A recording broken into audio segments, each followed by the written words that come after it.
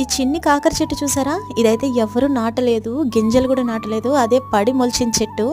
నేను అమ్మవారి ఇంటికి వెళ్ళకముందు ఇది చిన్ని చెట్టుగా ఉంది. తిరిగి వచ్చేసరికి ఇప్పుడు చూడండి చిట్టి చిట్టి కాయలు కూడా వేసేస్తుంది. మామూలుగా మనం నాటిన చెట్టు కన్నా అదే పడి మొలిచిన చెట్టు కాయలు కొంచెం ఎక్కువ వేస్తుంది అంటారు.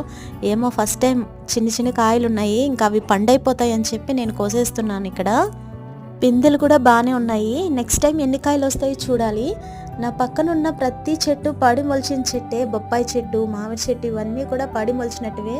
అన్నట్టు చెప్పడం మర్చిపోయాను, చాలామందికి తెలుసు నా పాత వీడియోల్లో మన ఇంటికాడ 2 మామిడి చెట్లు ఉండేవి. అవి 2 కూడా మొన్న కరెంటు వైర్లకు అడ్డంగా ఉన్నాయి, కరెంటు పోల్ మీద పడిపోతాయేమో అని చెప్పి కొట్టేశాము.